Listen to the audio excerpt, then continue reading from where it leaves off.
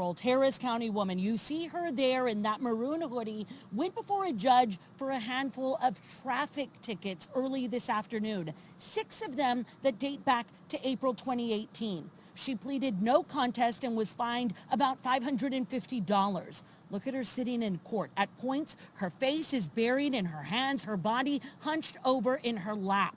We all thought Firamuska was going to be read a trio of charges. These 3.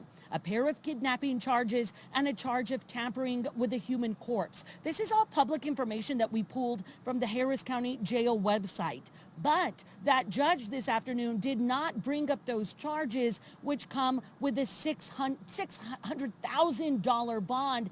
And while Austin police... Well, the family called us first, and then I talked to the detectives up in Austin, and we talked several times with detectives. And they said, we just don't have anything yet on the investigation. It's narrowing this thing down to an area that we think we need to search. And he asked me, he said, have you found any areas? And I said, well, I did, but I don't know if they make any sense. I said, I rode around with Shane for a long time. I spent a good part of the day with him. And, we hate to go up there and spend a lot of money and burn up a bunch of resources with just shooting an arrow in the sky. Wherever it comes down, that's where you start. So we stayed in close touch. I talked to Shane almost every day. Shane was frustrated at best, and he took a lot of heat. He took a lot of heat. And Shane would call me and say, man, they brought me in, they polygraphed me, they kept me 7.5 hours and stuff, and he got upset with him. He called him some names that we can't say, and he said, if I had anything to do with it, squeeze it out of me. How come he can't squeeze it out of me? And, and Shane was questionable in my mind. He was, and his stories weren't just quite as consistent as I thought. But I got to remember, I went through that my own self. And in the very beginning, there's a lot of different things going through your head. So I understand it now. Now I understand it. But then, another friend gave me some friends of Heidi's and says, why don't you call him? And so my first call was to Magen. And she answered the phone, and I told her who I was, and she said, yeah, I've seen you on TV so many times, and just thank you for helping find my friend. And I said, well, Magen, I said, what's your heart telling you on this? And she said, Shane did it. She says, I was there 10 years ago when they met. I told Heidi, stay away from this guy. He's trouble. The relationship's on and off. There's been a lot of abuse going on. Shane keeps saying, well, that baby's not even mine and stuff. She called me back in May and said that her and Shane had a terrible fight, and she just went on and on and on, and to the point that literally probably 45 minutes later, I said, Magen, listen, I got to go. I'm getting a call on the other line, and said, Mr. Miller, thank you for what you're doing. She said, I'm going to keep talking to people and everything. If I come up with anything, is it okay if I call you? And I said, Magen, please do. Please call me. And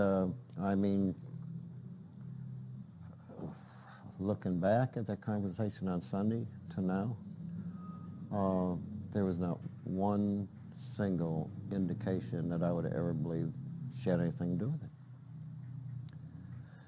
So, and here she's at the hospital with Heidi when she has a baby. Here she is after Heidi gets out at the house helping and everything. Here's supposedly the best friend.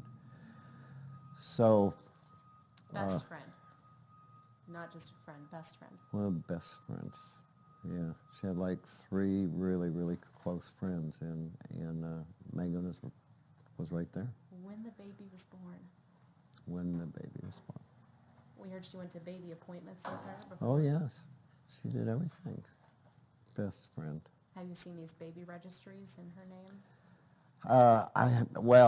Some people told me about some things out there, and of course there's rumors going around that Megan's boyfriend was wanting to break up with her, so she told him that she was pregnant, and but anybody can speculate, and I think everybody did a lot of speculation during that period of time, and Magen never came in the mix. So, Did you ask her, was she forthcoming about maybe the last time she saw? well, I asked her, I said, now have you talked to detectives? And Magen said, yeah, they called me because, you know, it looks like maybe I was the last one to talk to her. And we talked that morning, probably around 8:30, because she was having problems breastfeeding. And I said, but you didn't tell them about all this other stuff you're telling me? And she said, no, they didn't ask me about anything. They just asked me what our last conversation was like. And I said, Magen, don't you think maybe you need to call them? I said, it sounds like maybe there's some information about Shane and in that relationship that they really need to know. And with you being a best friend, it couldn't come from anybody better.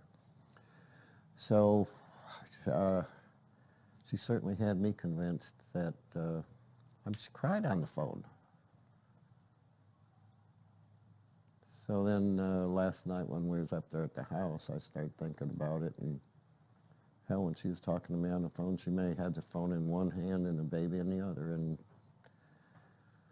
Heidi in the back. So I don't know. Your conversation with her was Sunday afternoon, probably 3:30, 4 3:30, o'clock. and you called her and she picked up, right? You Yeah, called she her? picked up Yeah. immediately. And her conversation with Heidi was, you said 8:30 that morning. 8:30 in the about morning, she breastfeeding. disappeared.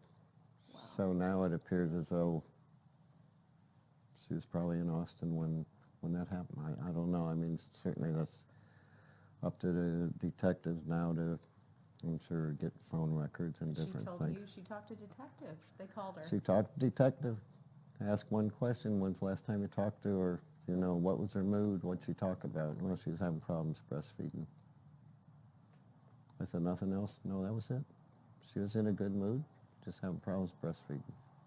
Did you know at the time, or have you learned that Magen has different aliases, that she seems to move around a lot? Or? Yeah, I have heard that. I really haven't looked into it. We've been busy, and you know, again, it falls into the speculation and rumor stuff and everything. But there's got to be a reason for that, doesn't there?